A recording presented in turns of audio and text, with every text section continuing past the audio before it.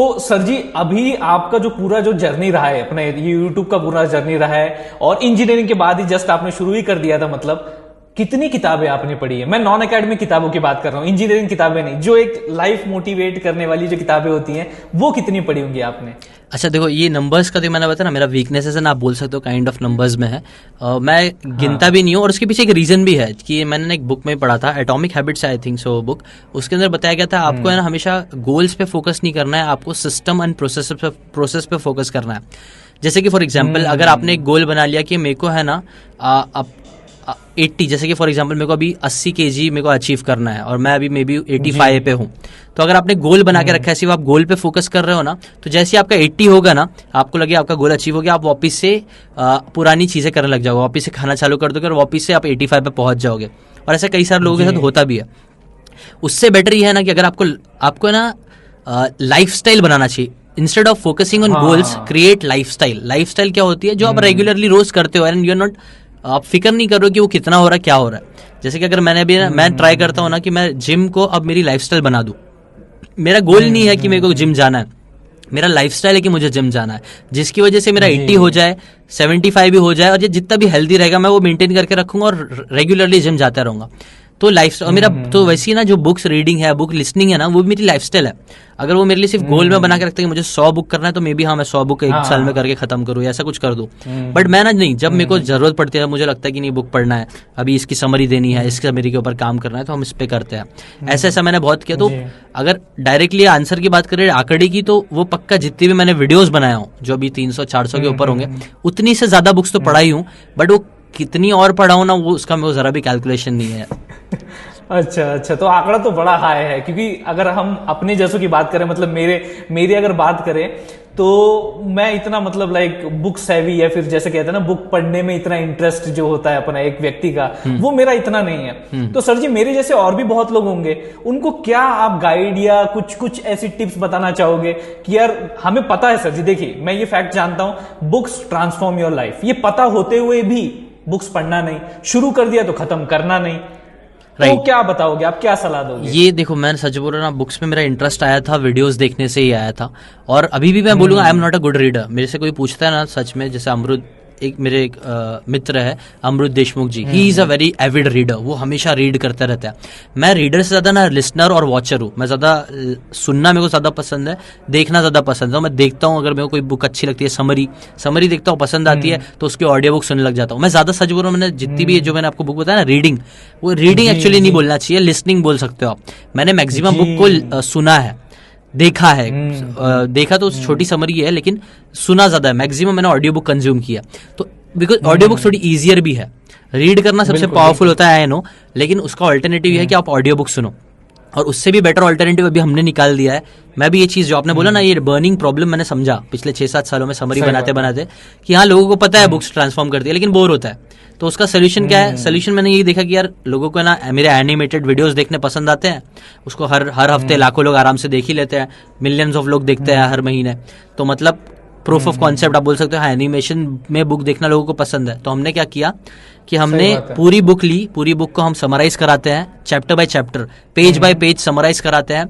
उसके ऐसे समरी जैसे मैं 10 मिनट की बनाता हूँ, वैसे हम पूरी घंटों की समरी बनाते हैं, जिससे आप ना पूरी बुक का क्रक्स से ना चैप्टर बाय देख के, जैसे कि नेटफ्लिक्स फॉर बुक्स आप बोल सकते हो, हमने वो रेडी कर दिया है, ऑनलाइन वीडियो बुक्स जो हमारा है। तो आप एक दिन एक चैप्टर आराम से 10-15 मिनट का चैप्टर होगा, वो देख के एक हफ्ते के अंदर आराम से, एक हफ्ते में या उससे कम में भी आराम से बुक खत्म कर सकते हो, एनिमेटेड वीडियोस देख के। तो मैं जितना आपके चैनल के नीचे जाते जा रहा था सर जी, और मैं सोच रहा था फर्स्ट वीडियो देख रहा था, तो उसका टाइटल मैंने लिख के रख लिया। मैं उसकी जो स्टोरी वो जानना चाहूंगा। टाइटल था how to get your dream life within years. ये आपका पहला वीडियो जो आपके चैनल पे था। हाँ। उसके पीछे की कुछ कहानी, क्योंकि देखिए मुझे पता है कि हर पहले वीडियो के पीछे कुछ कहानी होती है क्रिएटर की। हाँ। वो मैं जानना चाहता हूं, और उस टाइटल को अभी अगर देखा जाए तो वो रियल में आ रहा है आपके लाइफ में। सेटिस्फाई हो रहा है वो ये टाइटल मैंने ना, देखो अगर आप कॉपी राइटिंग सीखोगे ना, मैंने ये टाइटल सोचा था कॉपी राइटिंग में। कॉपी राइटिंग में रहता है ना कि आप ना लोगों के डिजायर्स जो होते हैं उस पे टच करो, आपको डिजायर्स पे टच करना है, तो how to get your dream life. तब मेरा दिमाग था, तब दिमाग ने ये बोला कि ये टाइटल काफी अट्रैक्टिव होगा, और उसमें मैंने लेसन भी अपने आप से ही दिया था, यही चीज दिया था, बुक का ही दिया था। पहले वीडियो में मैंने बुक्स की ही बात की थी कि अगर आपको मेरे को एकदम एग्जैक्टली नहीं याद है, बट मैंने यही शायद से एग्जाम्पल दिया था कि अगर आपको आर्नोल्ड मैं उनका सरनेम कभी प्रोनाउंस नहीं कर पाता हूँ, आर्नोल्ड मैं भी नहीं तो आर्नोल्ड का अगर आपको आर्नोल्ड की जैसी बॉडी अगर आपको चाहिए तो 3 तरीके हैं आपके पास, कौन सा तरीका आप चुनोगे? एक तरीका यह है कि आप अपने मन से जो आपको लगता है सही, हाँ उतनी बॉडी बनाना है वो करो, या फिर सेकंड ऑप्शन ये है कि आप है ना एक नॉर्मल से एक एवरेज जिम में जाओ, एक एवरेज ट्रेनर रख लो और ट्राई करो कि आप आर्नोल्ड जैसी बॉडी बना सको, या फिर थर्ड ऑप्शन आपके लिए ये है कि आर्नोल्ड खुद आपको मिल रहे हैं, वो आपको बता रहे, सिखा रहे कि कैसे मेरे जैसी बॉडी बनाओ। तो इन तीनों में से आप कौन सा ऑप्शन चूज करना पसंद करोगे, बताओ? जी सर जी, देखिए स्वयं अगर मतलब मेरी अगर आप बात करेंगे, अब स्वयं अगर आर्नोल्ड सर जी, मतलब मुझे सरनेम नहीं इतना पता तो मैं सर जी बोल देता हूँ तो अगर स्वयं आर्नोल्ड सर जी हमारे सामने होंगे, हमें सिखाएंगे, तो ऑब्वियसली वो ऑप्शन हम चूज करेंगे। राइट, तो यही कॉमन सेंस है ना। तो सिमिलरली हाँ, अब आप बोलोगे यार आर्नोल्ड के पास इतना टाइम थोड़ी ना है, मेरे पास वो सिखाएगा नहीं, जो भी अगेन ट्रू है, बट बात ये है ना कि आर्नोल्ड की एक बुक है जिसके अंदर उसने बताया है अपनी लाइफ के सारे लेसन्स जो उसने अप्लाई किए हैं अचीव करने के लिए। मेरा वो लेसन का क्रक्स यही था ना कि जब ना मेंटर जो होते हैं ना, अगर शॉर्टकट जिंदगी में सक्सेस पाने का शॉर्टकट यही है कि आप है ना उससे सीख लो जो ऑलरेडी उस फील्ड में अच्छा है। तो अगर मेरे को बिल गेट्स जैसा बनना है, अगर मेरे को बहुत बड़ा बिजनेसमैन बनना है, तो बेस्ट ऑप्शन ये है कि कोई बहुत बड़ा बिजनेसमैन के अंडर आ जाऊं मैं, उसको अपना मेंटर बना लूं और उसको सिखाने बोल दूं। वो है ना अपने एक्सपीरियंस जो उसने 10-15 सालों में एक्सपीरियंस लिया है, या जितने भी साल है, वो सारी सीखी हुई बातें मेरे को 1-2 साल में सिखा देगा वो। तो ऑब्वियसली जो चीज मैं पहले 10 साल में अचीव कर सकता था, वो मेरे को शायद से मे बी 5 साल में, वर्स्ट केस सिनेरियो 5 साल में हेल्प कर देगा अचीव करना। तो वो टाइटल उससे जस्टिफाई हो रहा था कि how to get your dream life within years. जी ठीक है, तो मेंटर्स से सीखो, ये बात थी। और मेंटर्स नहीं मिल पाते तो कोई बात नहीं, आप उनकी बुक से सीख लो। ऐसे कई सारे लोग हैं, जैसे बिल गेट्स की बुक है, बिल गेट्स के ऊपर बुक लिखी गई है। अभी मैंने बोला इसकी एलॉन मस्क है, एलॉन मस्क के ऊपर बुक, उनकी पूरी बुक लिखी गई है, एशली वेंस ने जो लिखी है, उनकी बुक पढ़ो ना यार, अगर आपको एलॉन मस्क जैसा बनना है तो। और कुछ पैसा इन्वेस्ट करके आप उनकी सारी बातें सीख सकते हो, उनकी लाइफ लेसन जो कि इतनी ज्यादा वैल्यूबल है, लेकिन लोग समझते नहीं है। नहीं सही बात है। ये तो एग्जैक्ट मतलब एक्चुअली मैंने भी कहीं सुना था कि अगर आपको लाइफ में सक्सेसफुल होना है तो कुछ 2 आदतें होती हैं या फिर 2 चीजें आपने करनी चाहिए। पता नहीं, पहली वाली चीज तो मैं करता ही हूँ, रोज सुबह जल्दी उठ जाओ। अब इसका पीछे का क्या रहस्य है मेरे को पता नहीं, बट ये पता नहीं काम कर रहा है, मिराकुलसली मेरे लिए काम कर रहा है। रोज सुबह जल्दी उठो। और दूसरी बात ये कि जो आप बनना चाहते हो उस फील्ड के टॉप 5 खिलाड़ियों के साथ कांटेक्ट में रहो, उनके चेले बन जाओ, या फिर उनका कोई मटेरियल होगा उसको कंज्यूम करते चलो डेली बेसिस पे। राइट। तो ये सारी चीजें हैं। तो ये 2 फंडे हैं। वैसे आप कुछ ऐड करना चाहेंगे सुबह जल्दी उठने के बाद जो सक्सेस मिलती है उसके बारे में?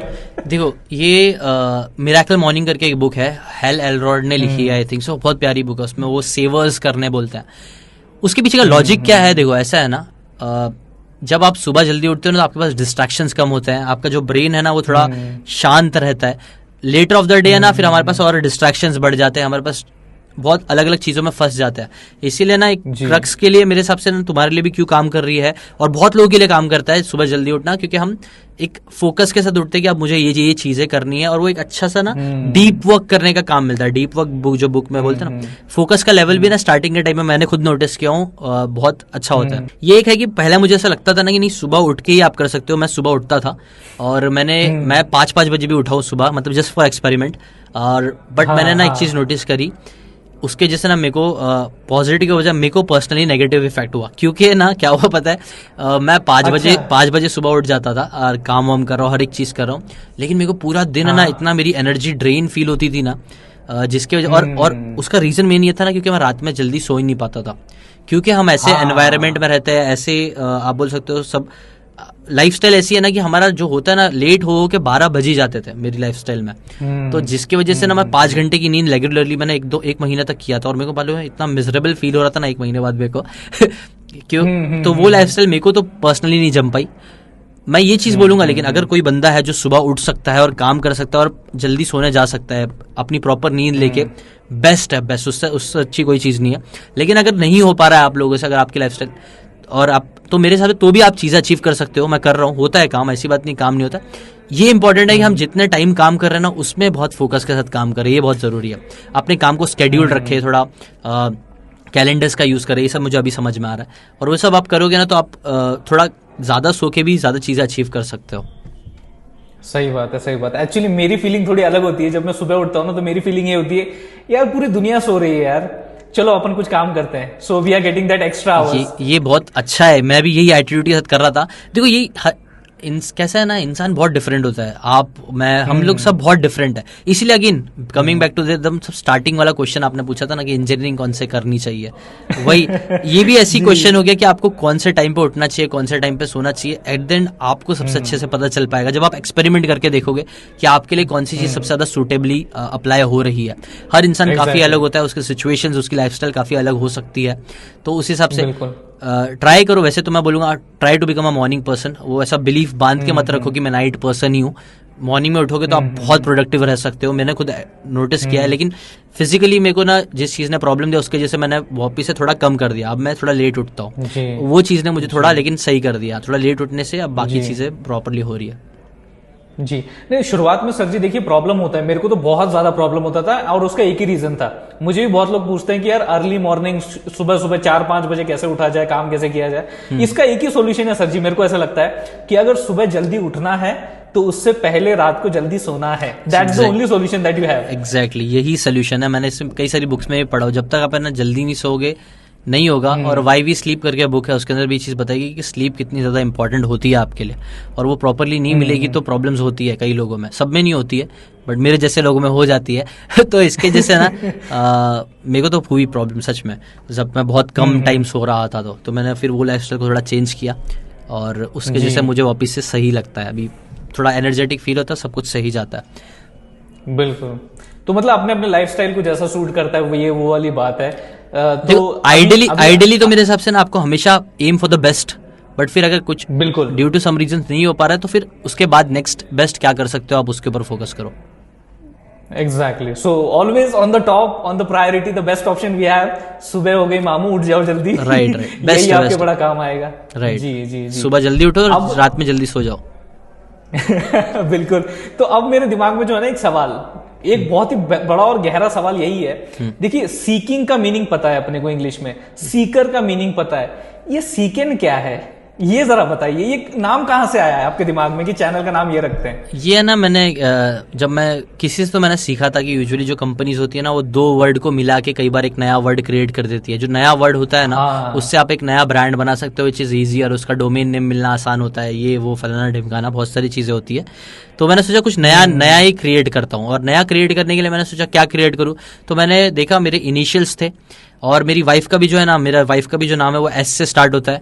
और मेरा इनिशियल भी जो है ना शेख, मेरा एक्चुअल जो रियल नेम है ना वो कुतुबुद्दीन है। कुतुबुद्दीन बोल सकते हो आप, ठीक है? ओके। तो एस के, शेख कुतुबुद्दीन, एस के से बनता है, इनिशियल से बनता है, एस और के।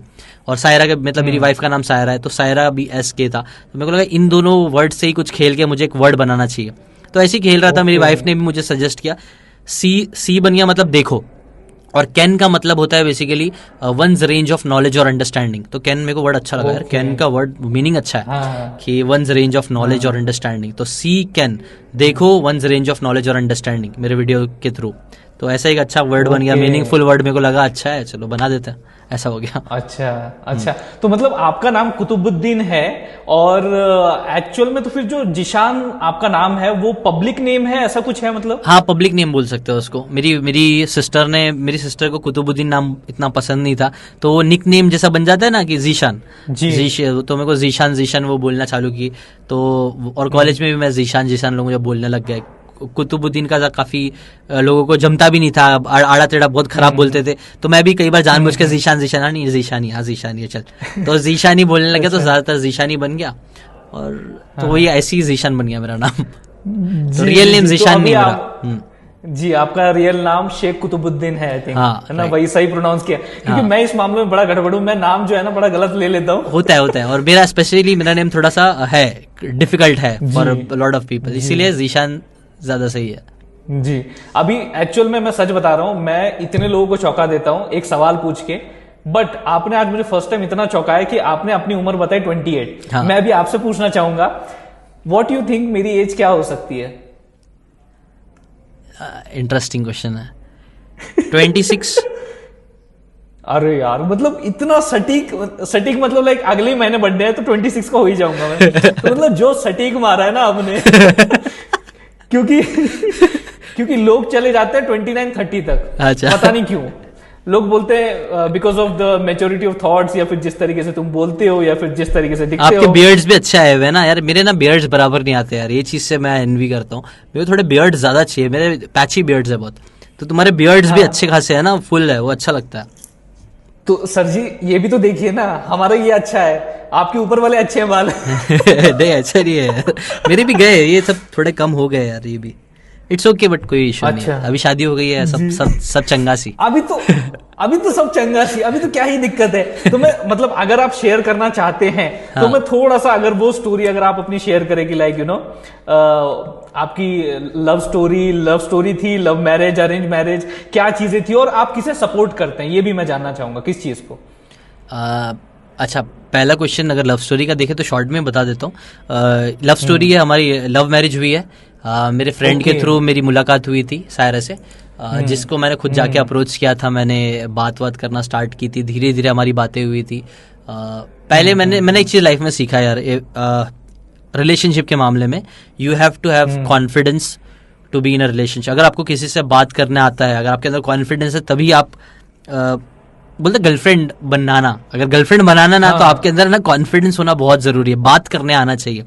तो ये चीज सीख के ही मैंने मतलब चालू किया। पहले तो मैं बहुत शाय था, स्टार्टिंग में बहुत शाय था, मुझे लड़कियों से बात करने भी नहीं आता था, बट फिर धीरे धीरे मैंने सीखा, नहीं वो चीज के जैसे नहीं, चीजें थोड़ी सही नहीं हुई थी, तो मैंने सोचा नहीं, अब मेरे को कॉन्फिडेंस लाना है, मुझे बात करना है। तो ऐसे ही मैंने मूव्ड ऑन, मैंने अलग अलग लड़कियों से बात करना स्टार्ट किया, और फिर उसमें से एक सायरा मुझे काफ़ी अच्छी लगी। वो मैं रिलेशनशिप में पहले आया था, पहला रिलेशनशिप इतना सीरियस नहीं था, बट फिर जब सायरा के साथ मैंने बातें स्टार्ट की, तो धीरे धीरे मतलब एक बैठ जाता है कनेक्शन, अपने आप फीलिंग्स आ जाती है, वो हो जाता है। तो फीलिंग्स आई, फिर मतलब हो गया हम लोग का रिलेशनशिप, हम लोग वी केम इनटू रिलेशनशिप, और हमने ये सब यूट्यूब से पहले की बात है। तो जब मैंने अपना यूट्यूब चालू भी नहीं किया था, तभी we were on in relationship, और अभी 6-7 साल हो गया हमारे रिलेशन, 7 साल के ऊपर हो गया, एक्चुअली 8 साल हो गया होगा। ओके 8 साल हो गया हमारे रिलेशनशिप को, जिसमें से शादी को अगर कंसिडर करें तो 2 साल विदाई को हो चुका है, और अगर निकाह की बात करें तो वो और 2 साल पहले, 4 साल पहले हमने निकाह कर लिया था, क्योंकि हमारी फैमिली को पता चल गया था, हमने मतलब ऑब्वियसली हमने बताया था, तो उन्होंने बोला ठीक है आप लोग निकाह कर लो, निकाह किया, हो गया। थोड़े बहुत इश्यूज हुए थे शादी के लेके भी, बिकॉज मेरी ऑलरेडी कहीं और शादी फिक्स्ड हो चुकी थी। तो ये सब चीजें भी हुई है, कभी उसके बारे में डिस्कस करेंगे आराम से, बट अभी के लिए ऐसा था, बट मैंने बताया नहीं, मुझे एक लड़की पसंद है, मुझे इससे शादी करनी है। हुआ थोड़ा घर पे बवाल हुआ, पापा गुस्सा थे, अब्बू गुस्सा थे बहुत टाइम तक, कई टाइम तक मेरे से बात भी नहीं किया, बट था यार फीलिंग्स थी, प्यार था, शादी करनी थी, मैं तो ढीठ था। मैं ये चीज मैं देखा हूँ, मैं थोड़ा ढीठ हूँ, मेरे को अगर कोई चीज चाहिए तो मुझे चाहिए, तो ऐसा रहता ना, मैं करता हूँ, उस चीज के पीछे जाता हूँ, एक्शन लेता हूँ। और यही चीज मेरे को लगता है लाइफ लेसन भी यही है ना, अगर if you want something go after it, अपनी पूरी जान लगा दो, और मैक्सिमम टाइम आपको वो चीज मिल जाएगी, ऐसा। सही बात है। मतलब कहीं ना कहीं अगर 4 साल पहले की आप बात कर रहे हैं, मतलब नाउ यू आर 28, तो 24 की उम्र में आपका निकाह हुआ था, आई थिंक, राइट? हाँ, ओके। तो 24 की उम्र में तो आपका निकाह हुआ था। कई लोग कहते हैं इसको अभी मॉडर्न चाइल्ड मैरिज, पहले चाइल्ड मैरिज होता था, अभी कहते हैं 26 के पहले किया तो एक मॉडर्न चाइल्ड मैरिज है वो। नहीं यार, मेरे हिसाब से ना, अगर इफ यू नो कि तुम्हारा साथ जो देखो कई बार ऐसा होता है, मैं तो ऐसा रिलेशनशिप, आपने देखा ना, अगर क्वेश्चन आपने ये पूछा था लव मैरिज सही है अरेंज मैरिज सही है, जी जी जी, if things are meant to be तो है ना, लव मैरिज भी चल जाती है, अगर if things are not meant to be, arrange marriage भी नहीं चलती है। और मैंने कई बार एक चीज देखा हूँ कि यार अरेंज मैरिज में ना काफी प्रॉब्लम्स होती, अरेंज मैरिज में भी बहुत प्रॉब्लम होती है, लव मैरिज में भी प्रॉब्लम्स देखो हर जगह रहेगी, हर अलग अलग टाइप की प्रॉब्लम्स रहेगी।